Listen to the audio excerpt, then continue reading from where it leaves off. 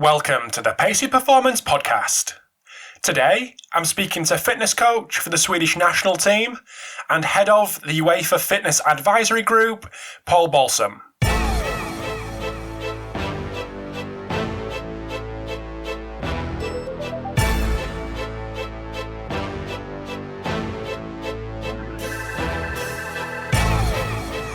Thanks for tuning in to episode 338 of the Pacey Performance Podcast.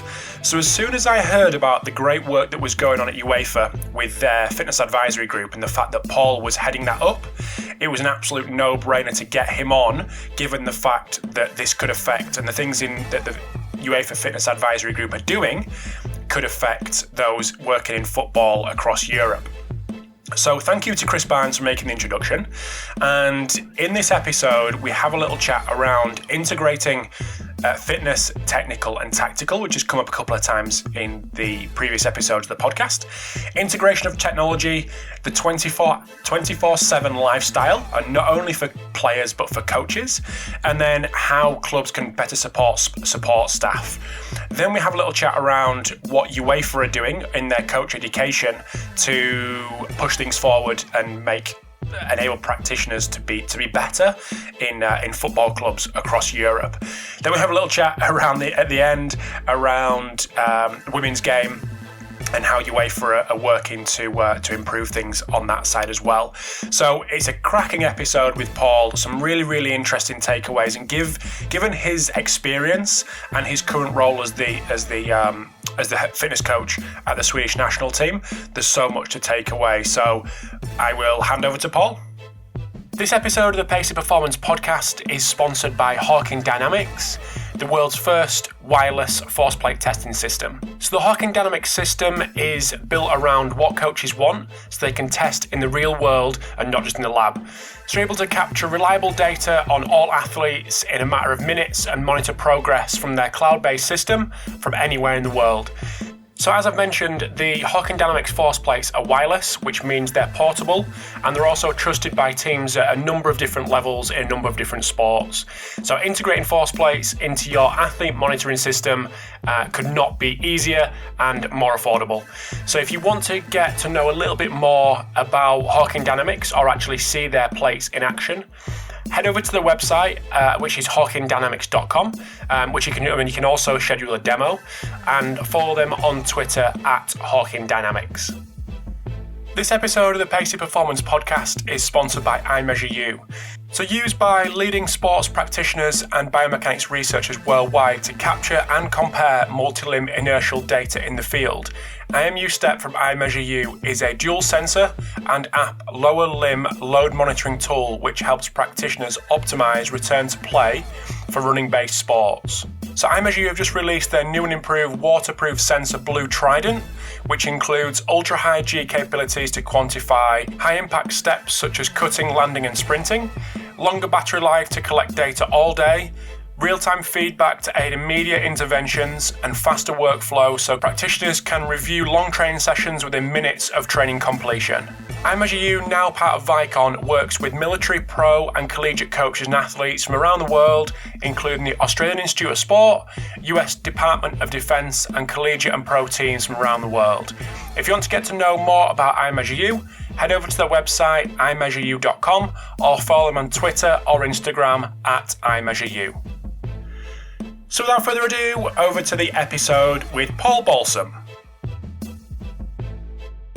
Thanks for tuning in to the Pace Performance Podcast. This morning I am delighted to welcome Paul Balsam. So welcome to the podcast, mate. Thanks, Rob. Great to be here. Thank you for coming on. It seems months ago when we lined this up, but finally come round. Really excited to get you on. There's plenty to chat about. So anyone that doesn't know who you are, Paul, would you mind just giving us a brief background on what you've done before, education, and more importantly, what you're doing now? Yeah, I'm being very privileged to be working in, or either studying or working in football and sports science for the last 40 years, believe it or not. Sometimes I have to pinch myself to realize how old am I. I always used to think of myself, I still do think of myself as two 25-year-olds as opposed to a 50-plus, but believe it or not, it's been 40 years since I studied sports science in Cardiff, at Cardiff Met, and then since then studied in America but ended up in Stockholm in 1989, where I took my PhD in exercise physiology. And then during the 90s and from then on, working with the Swedish national team as sports scientist, physiologist, performance analyst, in the beginning, a little bit of everything. And then during the time being based in Sweden, in Stockholm, doing some commuting back to the UK where I grew up, working with initially Bolton Wanderers 2002, 2004, Southampton, Leicester, Hull, and then back at Leicester. So, and now actually finishing off in coach education. So sort of a long story short, I had very limited experience as a player, simply not good enough. Realised that at an early enough age to jump ship. But then fortunate to have studied sports science, been at the coalface, which we're still on now, but also now moved into coach education with UEFA, which is really, really rewarding. Were you at Bolton in the heyday, the Allardyce time? Yeah. 2002, nice. So Premier League, yeah, 2 great years there. Really, really fond memories. I mean, it's amazing to think back then, that long ago. What we actually did at that time, thanks to Sam, but also some of the staff that I was working with now who have gone on to make big names for themselves, working at Liverpool City, and so really, really, really good times and great players, haven't we? So, the Okochas, the Yorkiers, the Jeskalainens, Campo, wow, great times, good times. When you think back, unbelievable names like World Cup winners. Champions League winners, unbelievable, and Big Sam, he had them dancing at his fingertips. It was amazing. Really, really good times. Yeah, I did a survey recently, and one of the questions was a simple one, and it was age and experience in the sport.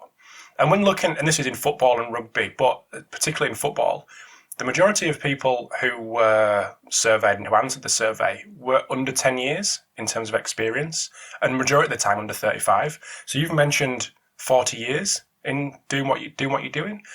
So what's been the key for you, do you think, that's enabled you to stick around? I love my job. I mean, I absolutely love my job. I mean, there's not a day where I don't sort of jump out of bed. I apologize for the cliches, but it really is. I grew up with grew up in England, loving the sport. Taken to games at 4 by my father and his father, and from day one, football was my life. And there was a little crossroads where I could have studied engineering and decided to stay into football, but it is a passion, and you know what, the energy I get back from working with the players, and staff, and they're traveling the world and experience. I mean, I've traveled the whole world through football, and it's just, I feel today I could go another 40 years without. I mean, just sometimes you have to realize how old you are when you get these 20, 30-year-olds, the players, and you say, okay, calm down. I can't do that anymore. So, just so many great people working in the game, just the passion and love for the game. That's just, and been very fortunate to get some opportunities to do what I do. Mm-hmm. Nice. So one thing that's come up in the podcast quite a bit is this integration between the technical and tactical and the fitness side, and how that's, especially with the guys that have been around a little bit longer, of how that's developed. And you mentioned the role at UEFA and the coach education.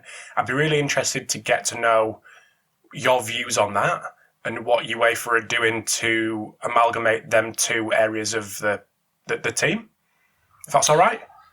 Absolutely. So as I mentioned initially, I mean, in the Swedish FA, I actually started in the early 90s with the women's team, and then went into the men's team. But then it was a dual role as a performance analyst and a fitness coach, because the resources in such a small country weren't there. So I actually spent 20 years working as a performance analyst. So believe it or not, warm up in the stands, filming the game, back down at half time. Taking the warm up back up with running up the stairs with my boots on, and so I've got my pro license, UEFA pro license. So I'm not just saying that because it's education, but So I really do have a good understanding of the tactical side of the game, and I do, and that's one of the things we're trying to install in UEFA. I mean, in fact, two things. One is that the fitness coaches, they do need to understand football, but also we're working the first priority now is to speed track the understanding of the football coaches of working with support practitioners. And that's really from grassroots all the way through to pro. So it's that, if I've got one assistant coach, or if I'm working with a team of coaches, what do I need to know as a manager? What's important for me? I know the tactical, I know the technical, but what do I need to know about the fitness side so I can work with these people and understand these people? And as I said, the other way around for the fitness coaches. But as we pointed out, if I'm a fitness coach, I can't be expected of an A license, a UEFA A license coaching, because that takes time. If I'm going to get a degree, I'm going to be 10 years just in education before I can put my foot onto the grass. So it's a really interesting journey we're starting on with UEFA. But the priority now is to upskill the football coaches to understand the fitness side of things. Because you're so right. If you look at stats, we may get on to talk about, but physical stats in a game, highly affected by tactics and the type of game we're playing. I can just mention in the World Cup now, where Sweden had a very World Cup. Our very high speed or sprint running stats, distance cover greater than 7 meters per second, were the lowest of all the 32 teams. And they weren't just 31 and 32. It was like 31. Oh, Sweden 32. But we could explain that because tactically we were very compact, and it wasn't a problem. So it really is important, that integrated approach, as we call it now, to really understand how it all fits together. Is there any reluctance from either side, from the technical and the tactical side, to integrate the fitness, or and more specifically the fitness to get to know more about the technical and the tactical? 100%. Yeah. Hey, we could talk all day about this, but yeah. One thing. So in the UEFA role, we've actually talked to all 55 national associations now, and we've listened to them. This is really with the Football Advisory Group, Fitness for Football Advisory Group, want to listen to the national associations. And what's very clear is any practitioner working in a team, any fitness or sports science practitioner, has to respect the culture and philosophy of the head coach. You of course you're there supporting the players, but you're also supporting the head coach. So I can't go in with we're going to do this and we're going to do this, and science says this is no. Okay, we need to work very closely with the head coach, and that's really important. But of course, then we're in a time now where if we're able then to educate the head coach, so now with better education from grassroots all the way through to B license, A license, and Pro license, then we're going to start coming closer together. But I see some horrible things, and I guess at the end of the day, it's so much about the people. It's you can have all the knowledge but it's the person and also that chemistry. I know I'm talking a lot now, but it's not uncommon. You've got also different models, and if we just focus back at the elite, a manager comes into a club and brings a whole entourage. It's not unusual for managers to bring, maybe changes slightly now, but 6 or 7 people with him, a head of performance, an assistant coach, or maybe a goalkeeper coach. That's one model. The other model is, the head coach comes in and works with the people who are already there, and there are strengths and advantages, disadvantages of the different models. If I come in with 6 people I can trust, I know I can go to war with them. I don't have to look behind my back. I know that we're going together. If I come in as a new, I have to get to learn the people. Can I trust them?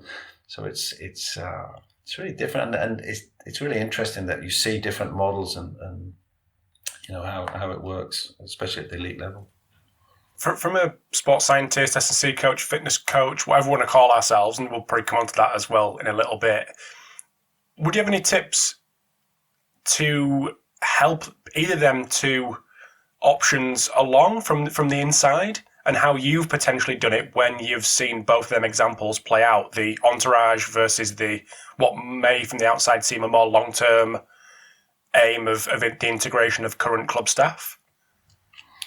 We have a very strong leader in the Swedish national team, and he has some pillars that are non-negotiable. You can't have any prestige. You have to be there without prestige. You have to be proactive. You have to communicate. So there are certain things for me that are non-negotiable, and you have to be yourself. Sometimes relationships work, sometimes they don't work.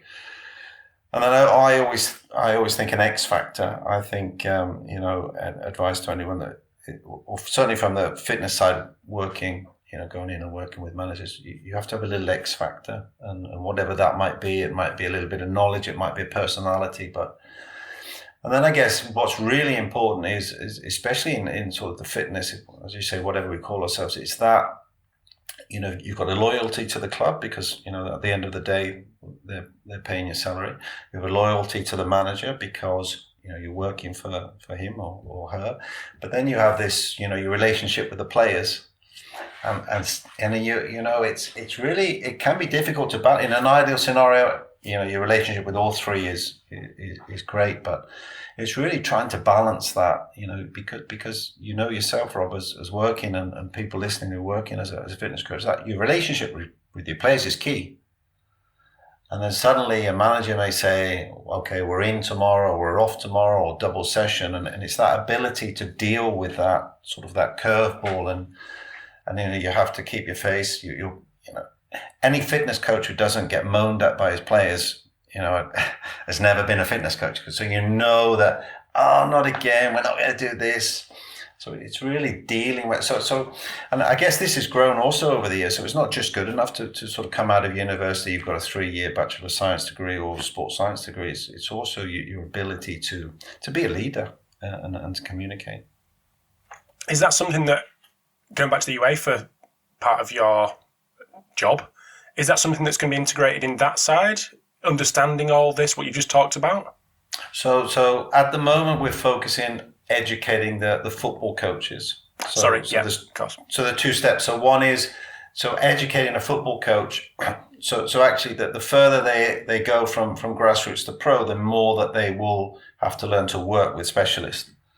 The next stage will then be to bring in a UEFA fitness diploma that's on the sort of roadmap. And then it will be, I'm sure it will be. It's not just about, aerobic, anaerobic, muscle fibers, energy systems. It'll also be about that ability to adopt an interdisciplinary approach in a multidisciplinary team. It's that ability for everyone to work together. To have a clear understanding of their role, I think, is also very, very important. Coming back to your last question as well, is that, what is my role? Can I step out of my role? Do I just focus on my role if I see something else? So it's, Premier League today, you're looking at teams of anywhere between 5 and 10 in the sports science department with nutritionists and psychologists and everything. So it's a lot's happened in the last, probably last 10 to 20 years. Mm-hmm. This may be looking a little bit too far advanced based on the 2 phase that you've talked about with UEFA. But how do you see the second phase being integrated, and maybe would it change the day-to-day workings of a sports scientist, strength and conditioning coach? How would that be integrated? Would there be any stipulations that, and this is me preempting something that maybe never going to happen, but someone would have to go, if you're in a UEFA country, you'd have to go through a UEFA qualification to be able to be a fitness coach? Is that something that you could see coming down? Okay. So if you look at the 55 nations now, 13 of them already have their own national fitness diploma. And of those 13, then there is a range of which some insist that to work at the top level, you have to have so if I'm in Switzerland, for example, I have to have the equivalent of the Swiss accreditation to work as a fitness coach in football. And this is a really interesting one. And our job in UEFA is going to be that if I have a UEFA fitness accreditation, if I take that accreditation in Sweden, and I want to work in Moldova, when I come to Moldova and I can say I am a UEFA A licensed qualified fitness coach, they will know, they'll have an understanding of the level that I work at. Now, if Moldova then want to say everyone working in our Premier League has to have this qualification, that's going to be on an individual basis. UEFA won't stipulate that England, for example, and then we may come on to it, but fitness coach, strength and conditioning coach, performance director, fitness guru, strength and fitness coach, movement coach. You go on LinkedIn, you'll get 20. Got another 40 minutes, Paul. Keep going with them job titles. We could keep in LinkedIn, you'll get, you'll pick up 20 titles within, my first 100 contacts, I'll have 20 different titles. So, so do you say you have to have does a fitness coach have to, or does one member of the team? Just to bring this part of the discussion to an end, I think I would like to see maybe a head of performance qualification. So if you're calling yourself a head of performance, then maybe I would really like to think about UEFA. So you have a UEFA Pro licensed football coach qualification. So maybe we could introduce a pro license head of performance type of qualification.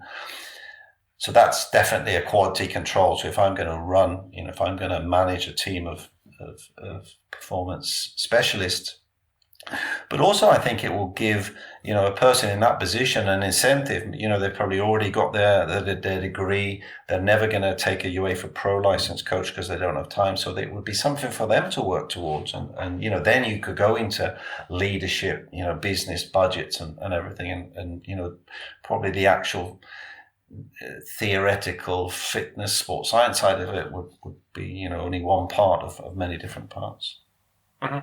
Just interestingly enough, one of the pillars that you mentioned from the Swedish national coach, the first one you mentioned was prestige.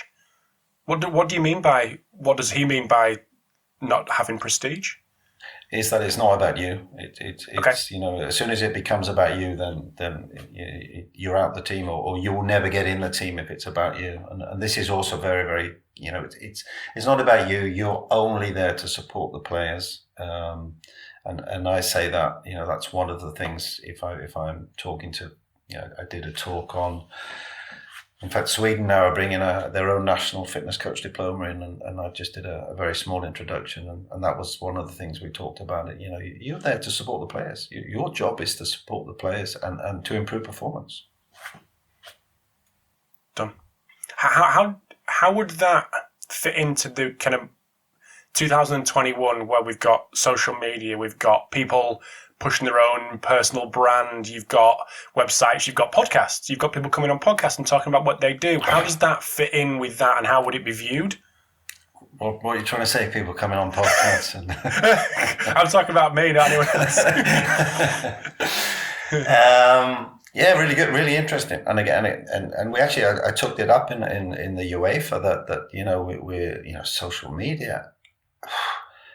Yeah, I keep coming back to 50 plus, but I do try to. But hey, I've got to look at Instagram. I've got to look at Twitter. I've got to look on LinkedIn. And there's so many. There's a lot of good stuff. Of course, there's a lot of poor stuff. At the end of the day, someone who's pushing themselves. No, not for me. It's there's. I don't have time to do all this kind of stuff. I'm busy doing what I need to be doing, and there is a group of practitioners that sort of, that we came through the 90s, and you're probably aware of them. That I guess Tony Strudwick, Barry Druss. There's a lot of people who, we're kind of that other side of it, and the best practitioners I know, there are some really good ones that they don't spend a lot of time on social media. Not saying right or wrong. But it is also a problem. I mean, my manager may come into me and say, "Hey, I've just read that if I eat this, or if I do this, or if I buy this, we're going to be 5% better." Look, they're told that it's okay. How do you deal with that, Paul? How do you deal with that influence? Not only managers, but clearly like players are young adults being influenced by not only on social media, but potentially people around them. That's chaos. Potentially. Absolutely.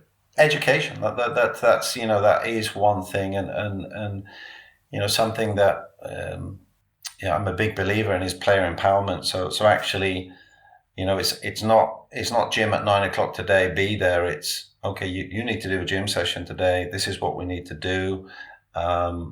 Okay, if obviously resource depending, we can't do that everywhere, but if you want to do it before training, should we do it between sessions? Should we do it, do you want to come in early, do it on your own? So getting the player to understand, and I think we've got better. I think the level of the education of players has improved, and that's probably a resource thing that we are able to spend. There's more of us spending more time with players. We mentioned Håkan Andersson before in sort of the pre-chat here, and Håkan's a sprint coach, and I observed one of his sessions, and his athlete, I think he ran 10 times 40 meters. And that was the whole session, but their contact time was 55 minutes. So they were speaking to each other on one-on-one for 55 minutes. And do we get to speak to our players for 55 minutes in a season? Probably not. But if there's 10 of us, we can do that. And time's going quickly, but in terms of data, this is where data can have a really important role in technology, because whereas before, player will come in and say, "Oh, that was a hard session." Said, yeah, it wasn't really. Yeah, okay. Let's look at the heart rate. Let's look at some metrics, and let's discuss it. And so now I've got a starting point. I can use data as a starting point for a discussion. And most players today, to be fair to them, they're inquisitive, because at the end of the day they want to get better as well. And the price of being out of the team is it's huge. So they want to, and you'll find most players, the majority of players today are really, really keen to learn more, to understand what they can do to be better. Has the empowerment of players changed over the time that you've been involved? Are players expecting to be empowered a lot more now? And if so, is there any other examples that you could potentially give where you do give them that freedom of choice in things? I'm a big believer in freedom of choice. For example, with the Swedish Day for the warm-up, that period where you see the fitness coach, doing his 10 meters and they all copy him, and then he goes back and they copy him. I don't do that. So for 3 minutes, they work in twos, they do 12-meter shuttles, but they do what they want to do. So even they don't have to do what the other one does. That's their time to get ready for the next phase of the warm-up, so that they're completely empowered. If I'm working with an international player and he doesn't know what he needs to do, I don't need to take 2 steps to the left and he follows me 2 steps to the left. I believe that they should do it. It's slightly different in the national team because they're coming from different backgrounds. So I'm not, would I do that in the club side? I'm not sure, but it is an example where I'm working with well-educated, top players. I give them a framework and I let them, to some extent, fill in the blanks. For example, we don't jog, so in the warm-up, once we do an initial jog so that they can, football players are childish, so get that out of your system. Okay, now we go, and from then on, it's focused. So it's not okay. Go on, 3 minutes, do what you want to do, but I give them the ability to do what they need to do. The same with pre-activation. Again, in the national side, they have a window where they can. I create the window where they have a 20 to 30 minutes of pre-activation, but we're not in there telling them exactly what they can do. Is that a cultural thing, Paul? From a I want to come back to it, and that's a really good point, Rob, because we even in my club size, there were with certain groups of players at certain times, things like that would never have worked, and they needed leadership, and leadership was the right thing, and they did need someone to follow. So, and even today, there may be groups of players in depending on the culture, and some head coaches won't buy into that. Some head coaches that I know today want them all doing the same thing in rhythm. It looks good. We're a team, and absolutely fine. That's completely fine. So it's a really good point that it has to be at the right time with the right group of players. Just before we dive back into part 2 with Paul, I just wanted to let you know that I have partnered with Setanta College to produce the Pacey Performance British Football Performance Staff Survey, and it's an anonymous survey from 138 practitioners currently working in British football in the Premier League, Championship, League One, League Two, Scottish Premier League, Scottish Championship and the Welsh Premier League. So we asked about education, experience, internships and the all-important salary. So people in the industry can use that to potentially benchmark, or those that are out of the industry that would like to get in, a bit of an insight into what they need to do and what they can expect. So you can go to strengthofscience.com, or you can just follow me on Twitter and there'll be all the links on there. But that comes out on the 2nd of April 2021 for anyone that is interested. This episode of the Pacey Performance Podcast is sponsored by Output Sports, the Swiss Army knife for athlete performance. So to celebrate their first year in business, after 8 years of research, Output have just launched a Black Friday sale. So for the first 25 Pacey Performance listeners and followers to use the code PACEY25, you can subscribe to their bronze package with a 25% discount until December the 1st, 2020. This will get you access to an Output IMU, all their measurement modules, VBT, power, wellness, RSI, Nordics, strength endurance, mobility and more, plus access to their AMS, the Output Hub. So check it out today to bring a new level of portability, practicality and efficiency to your athletes' testing and tracking processes. So you can learn more about Output on outputsports.com or follow them on social media at Output Sports, where you can schedule a demo. This episode of the Pacey Performance Podcast is sponsored by Fusion Sport. Fusion Sport is a global leader in human performance solutions for elite sport, military and workplace health. Fusion Sport's data management and analytics platform SmarterBase is designed to provide elite human performance organizations with a one-stop shop solution for the holistic performance management of their teams. Highly configurable and capable of allowing the integration of other systems and wearables into its operations, SmarterBase enables organizations to capture, manage, analyze, report, and share data across the whole organization. When you adopt the SmarterBase human performance platform, you're choosing more than just a product, you're choosing a technology partner and a team of consultants who have worked with some of the most elite performance organizations. SmarterBase is trusted by the world's best in human performance, including the National Basketball Association, the NBA, the LA Lakers, US Special Operations Command, the Australian Institute of Sport, and US Soccer. So visit fusionsport.com/SmarterBase to learn more about how SmarterBase can help turn your data into a winning advantage.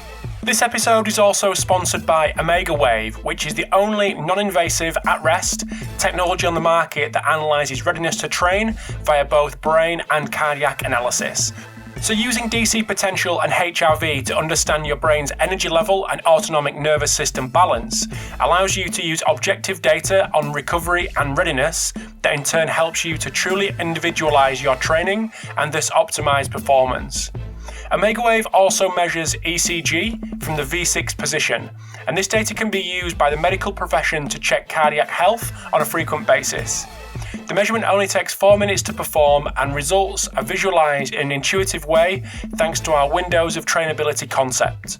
OmegaWave is used by hundreds of elite sport athletes, military and law enforcement agencies. They are also an official partner of the UFC Performance Institute, so to learn more about OmegaWave, visit their website omegawave.com or visit their social media channels. If people haven't got that group, or have partially a group that would like to have that freedom of choice, that empowerment, how would someone balance that? And maybe if you had the power to be able to shift from a head coach, for example, how would you do that and shift over to that model that you've described? I think it's for any fitness coach working, and again you'll know yourself. It's it's getting the support or the I can't find the word. The confidence of the senior players. So if you get a buy-in from them, then you're looking to pull the others across, and I guess that's key. I mean, obviously, if the senior players aren't with you, then that's a problem. It's probably best just to do it another way. But there's a lot of the senior players often easier to work with. They have a lot of experience in the game. They wanna keep going. 31, 32, 33, 34. So, it's quite with education, and, it's, you're doing it for their good. It's the opposite to, do what I do so I can look good when the TV cameras are on me during the warm-up. You say, well, this isn't about me, this is about you. And I'll have discussions with my players. And as recently in the World Cup, we changed the warm-up. They said, Paul, it's too long. We can cut this. Okay, let's talk about it. Where can we? Who said that, Paul? Is it the players? The players, yeah. Okay. The players. And okay, what can we do? Okay, so we ended up going out, and it doesn't sound a lot, but 2 or 3 minutes later than we normally did, and we cut certain parts of the warm-up, and absolutely fine. It was a great conversation. I said, I'm here for you guys. If I can tick my boxes of what we need to do to prepare for the game, and you feel ready, yes. So. Again, from someone that's worked across different countries, again, is that a cultural thing that absolutely, they will say not call you out, but they'll mention it and say, "Well, this needs to happen." Yeah. But I guess that's also the way I work. So I do open. I don't work with a closed door. This is the way we do it. This is the only way we do it. I mean, of course, I've got my manager watching me. He needs to make sure it looks right. But if I'm working with experienced players, then I can work with them. But you keep coming back to culture, and I can't emphasize you're so right. I mean, and some players want to be led. Some players, that togetherness in the team, all doing the same thing. At the end of the day, we do the same warm up. If we're doing pretty much, maybe mine gives a little bit more freedom for the players to do what they need to do. But at the end of the day, you've warmed up. Off we go for the game. So it's not really a big thing, but it's quite an interesting one. And again, that's quite experience. It's been very privileged to work in different countries and travel different countries. But now, as I've got older, I do try. There isn't just one way. If I'm, for example, lecturing or having a workshop, it's you need to make it work for the culture that you're working in, to match the philosophy of your head coach, and then with the players you're working with. You've mentioned a couple of times, and we spoke about it before, the integration of technology and how many options we've got. And I'd just like to get your input on the process that you'd go through across the jobs that you've got, the consultancies that you do, how you prioritize the tech that you actually invest in, not only monetarily, but time-wise. And just that process, I think, is really interesting, because young coaches are bombarded. You should be doing this. Then you've got blogs on this, podcasts on this. You've got all this information, and especially tech being a big thing. And just maybe some advice for people to filter out and actually get to what they want and need.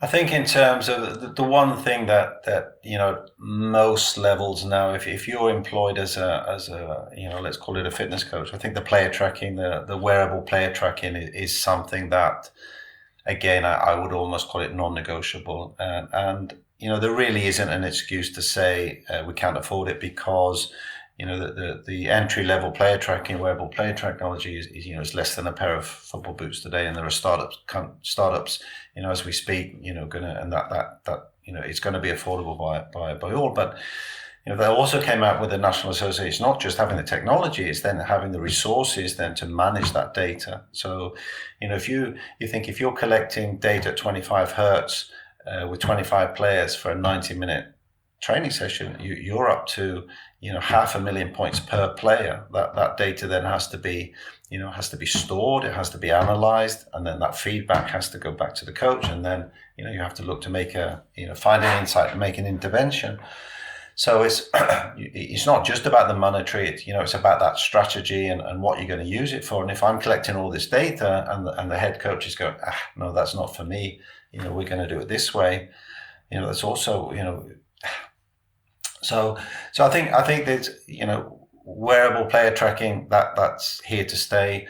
With the heart rates, the internal, that's harder to translate that data. Sometimes I do think we go too much away from the actual physiology and what is heart rate actually telling me, and I think at the top level, yes, but it's still quite we are an intermittent sport where heart rate again was it's great for aerobic sports or endurance sports, but we need to be a little bit careful how we're translating our heart rate data in football.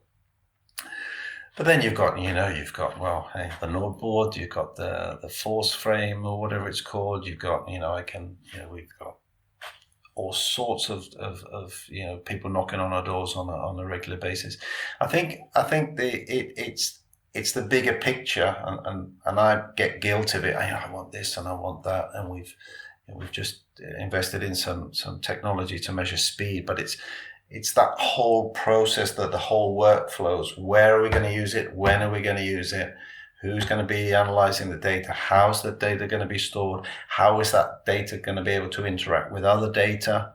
And it's that whole cycle. And that would be my recommendations if you are going to invest in technologies, is to see the whole workflow cycle. Just going back to what you said at the start about someone having an X factor, coming into an organization with an X factor. Is this a place where someone can really own? Is this a place that someone can really own if you've got that X factor when it comes to data? We're seeing, again, not to harp on about social media, but it's all about programming languages, whether it be R or dealing with all this data. I'm just interested to see if that could be a potential avenue for people to go down, not to replace what the kind of fitness coach qualities, but in addition to, and really add value to an organization. Yeah, really, really interesting question. You could you could be going all night on this one. Absolutely. And you know what? I would go as far to say today, if you go back 10 years, you'll have fitness coaches who could barely turn on a computer, and that's not being negative, but that was the fact. Today, you can't work in a top club without being able to log your data and do some basic. If it's an Excel spreadsheet or putting data into a club bespoke database. And so you've got that spectrum then, and all the way through to these people who can program it. I'll sit down and I can wake up in the middle of the night. I wonder if that one will go with that one. I'm just getting into Power BI, and then we also work with different sort of database companies, and I may just do something, and look at that, there's an outlier at that point, or I may then pick up the phone and say. So I think that's coming back to the how you put a backroom team together, and I think in any sports science department at the elite level there will be people with more advanced analytical and knowledge, and all the way through to the analytics department where I can go to the next room and give a guy, say, look, this is what I want to look at. It drives me crazy. I get so impatient, Rob. Calm down, Paul. We'll take a look. But it's trying. I guess the key is trying to answer football questions. This is something I've learned a lot. It's it's not just analyzing data for the sake of it. What football question can I answer with this data? And so it's also put some form of onus on these analytic people to understand football as well. And also that balance, again, coming back to, it's this football DNA. We have to have a basic understanding of football. Those of us working at the coalface, probably more than those of us working sort of behind our desk looking at data, but there needs to be a common understanding of football. But yeah, most clubs today have, in fact, every club I'm working at have sort of analytic geniuses that just blow me away. I mean, I can sit down for like 5 hours. Oh, I did it. And then 10 minutes he's got, I get something on my desk, which is sort of, oof.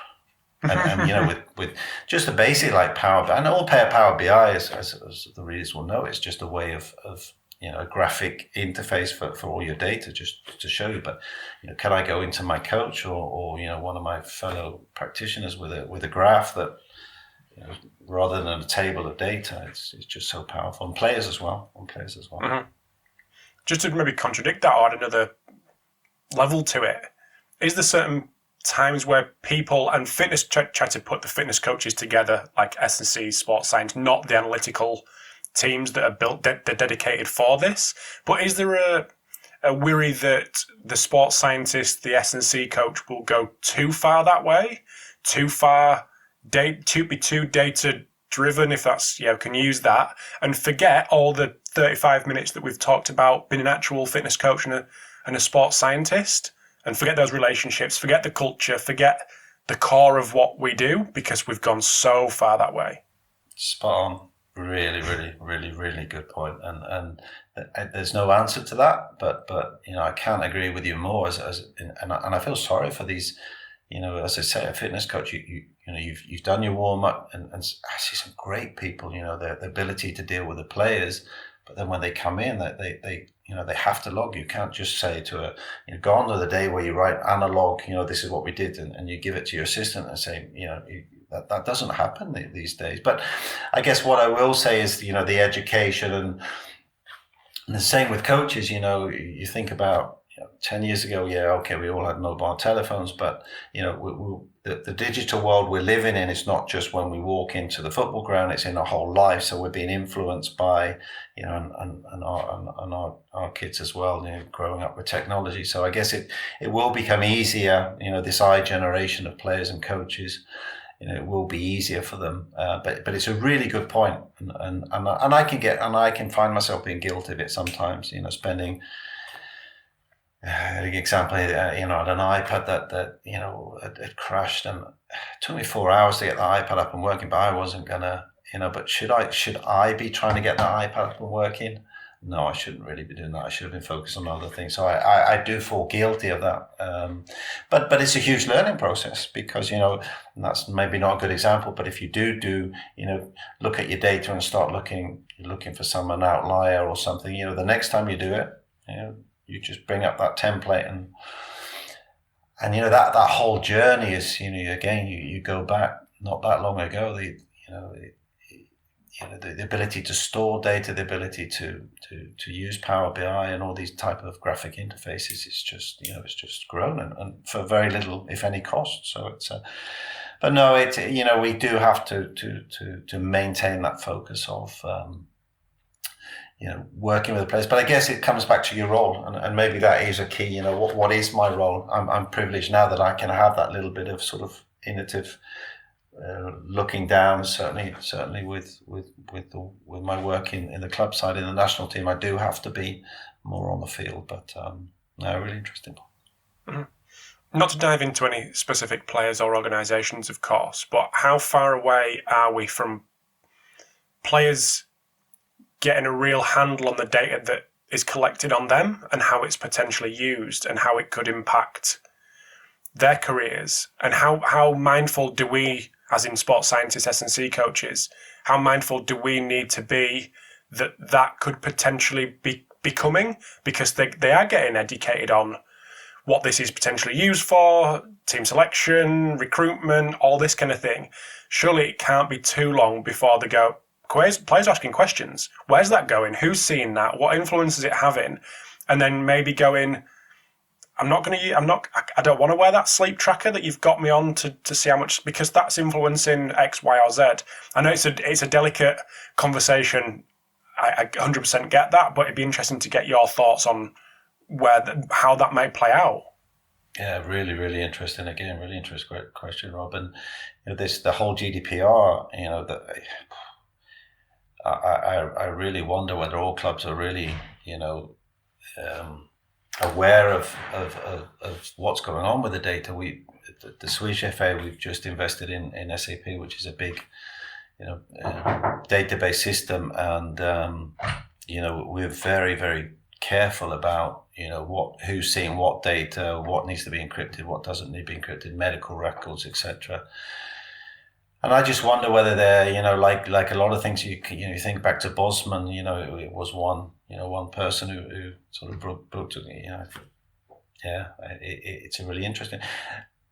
I think of scouts, scouts or agents, why don't you as an agent, get all this data about your player to show your player in his best light. Some of the things that, some of the analytics guys, and you look at Liverpool, you look even Leicester, you look at City. I mean, you're weighing every pass. You're weighing now position off the ball. Every time there's a possibility as a defender, are you in that right position to prevent stood in a passing channel? So, and that's just growing. We're just it's growing exponentially.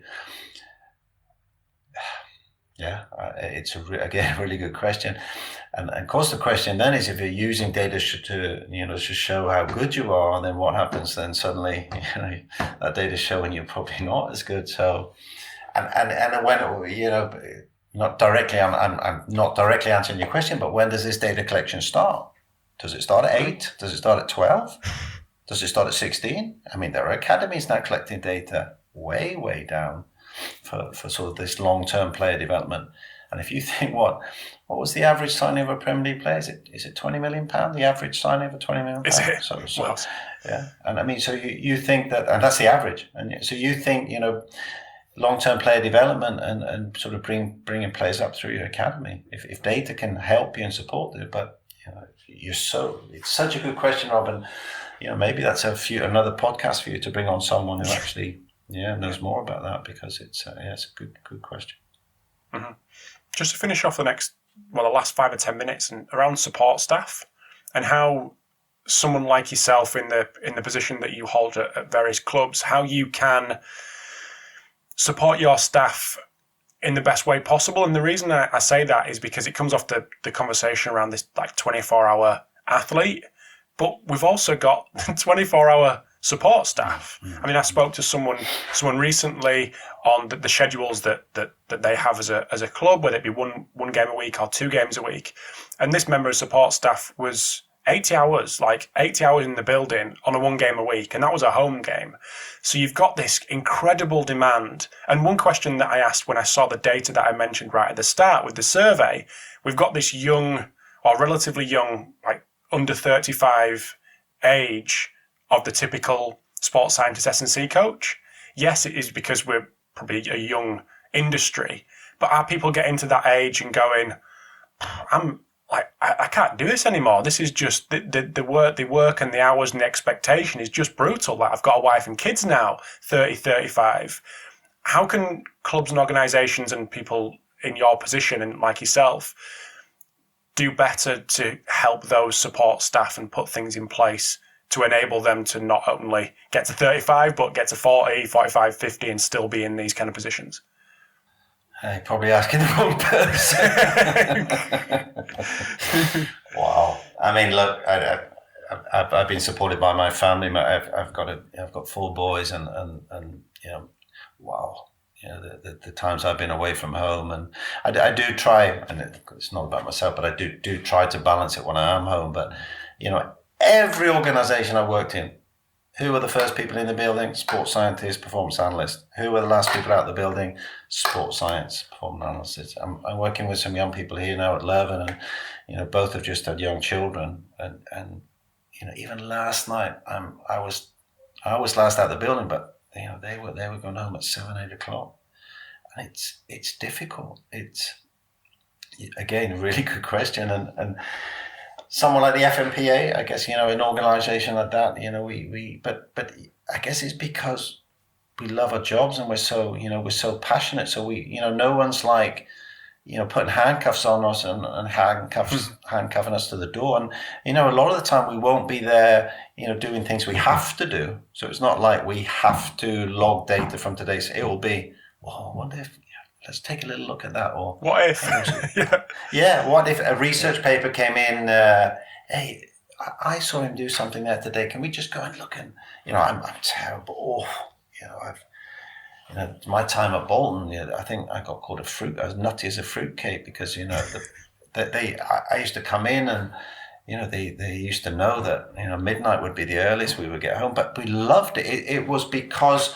And I think that's the difference. And again, it doesn't really answer your question, but it's kind of, we love our jobs and we're not trying to impress anyone. We just love what we do. But you're so right. And that balance, I worked with one manager in particular who was very, very strict. And when the players were off, the staff were off, he was very, this is a day off and you are not to come into the training ground.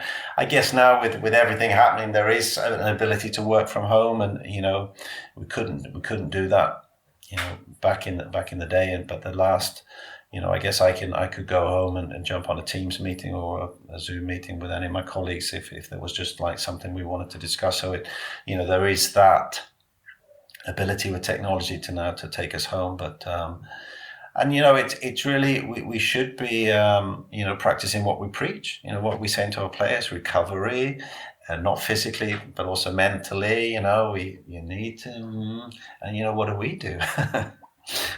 How did you deal with that, Paul? When the manager put them stipulations on you to have a day off?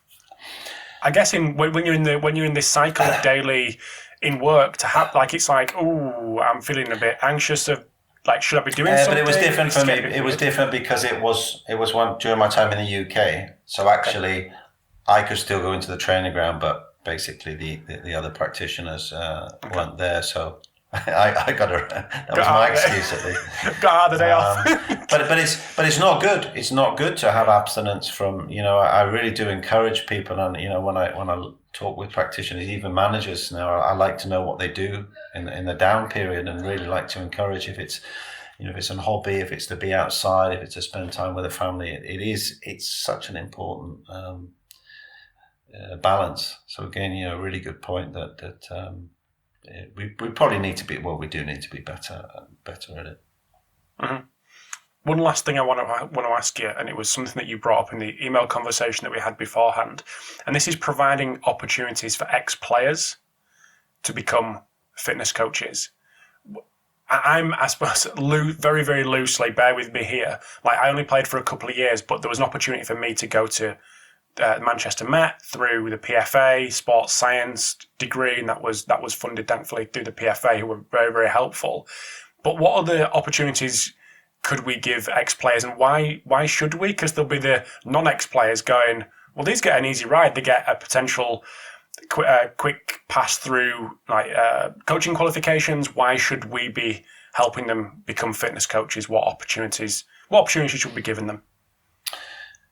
I think again it's this balance between your ability to your knowledge of sports science, but your knowledge of football, and the sports scientists will be very biased towards their knowledge of sports science with very little experience of football, which of course with time they can learn. But you get an ex-player who will their knowledge will be of football, and they'll then have to learn sports science. But if we bring them together, and again it's this, we haven't had time to talk about it, but what is my role? If I'm a fitness coach, my emphasis could be on delivery, it could be working close to the head coach, it could be, and then I could be working with a sports scientist and another strength and conditioning coach, so I could be almost delivering. So just because my title is a fitness coach, I may not have to do everything. I still think some form of computer literacy and that, but and especially some of these, you imagine some of the players who have had to retire early through injury, and to maybe become a return to play, again another title, return to play coach, or what the rehab coach, or so again, with the right person, with the right attitude, and I think there should be some. I think it should be again a non-negotiable that they should do some form of online learning, or some form, like yourself, a sort of a 2-1, anything from a 1 to 5 year basic course to understand the basics of, physiology. We haven't talked about physiology, but, how the body is working and some very basic things. And of course it has to be the right person. It has to be, we just can't think, oh, he's a player, let's bring him into a fitness coach. So again, this may be something that UEFA can sort of find different pathways, but we're quite, we're all agreed that we should at least consider this option because of this real solid knowledge of the game. I'm really pleased. Sorry to interrupt, Paul. I'm really pleased you said that, because I think as sports scientists who've not come through that pathway as an ex-player do look down a little bit on that knowledge of football. Like, oh, that's all right, but we need the technical knowledge, and I get that, but having the knowledge of the game, and like you say, going back to the C word, the culture, and understanding how to speak to managers, just what goes on in a football club, like that can take a long time for someone who's not been in a football club. So that person, an ex-player, has that head start, and the knowledge and the learning of the sports science could happen alongside that. Yeah, it's a really interesting point, I think. So it's building a partnership. So it's not just it's the two of you together. So one will have more experience in one area, one will have more experience in the other. But and again, this is where technology and data can help, because you've done a session. Just imagine then the player comes in and the scientist says, okay, look, this is what we've done today. This is the intensity, this is the volume, this is the internal response. Then we did this, and look what happened. So there could be this constant, for a player who really wants to learn and is passionate enough to learn. And I think there's huge opportunities. Cool. I know you mentioned you're not big on social media, but I do know you have it. So if anyone's got any questions or wants to follow up with anything this conversation related or anything else, is there a good place for people to contact you, Paul? Probably LinkedIn. Probably LinkedIn is probably that's the one now that I've been a little bit more active. One of my sons is in doing strategical communication, and he's on to me all the time. Dad, you need to. Probably LinkedIn, yeah, LinkedIn. That's probably the easiest place to find me. There are actually, believe it or not, there are two Paul Balsams. There's so I call myself Paul D. Balsam. There's another Paul Balsam who was working in Bath Rugby and now gone across to Canada. So you just need to make sure if anybody does have a question, it's you find out the right. Just one thing before we finish is that I'm also very interested in working with UEFA is the women's game. We didn't get a chance to mention that. Yeah. And I think there's some huge prospects in the women's game, and we are really doing all we can at UEFA to support them, and there's some great players coming through there, and this is a game that's we've seen it increase over the years, and it will continue to increase. So I'm also quite passionate about the support we can offer them as well. Superb. Thanks for mentioning that, because we didn't quite get there, but I think was it International Women's Day yesterday, was it? It was. It was. It was. Absolutely was. But no, Paul, thank you very much for giving up your time. Really appreciate it. Stick around. We'll have a little chat after, but officially, I will let you go. So appreciate it. Thanks, mate. Thanks, Rob. Take care. Bye-bye. Thanks for tuning in to episode 338 of the Pacey Performance Podcast. Big thanks to Paul for giving up an hour of his time, coming on the podcast and giving us the inside info on what's happening at UEFA, and also giving us an insight into what he's doing over in Sweden with the national team.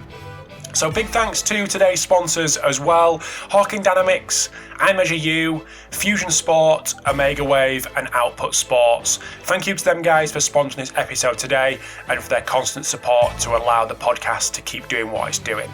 So thank you to you for tuning in. Thank you for your constant support. I look forward to your feedback, and I'll speak to you next week.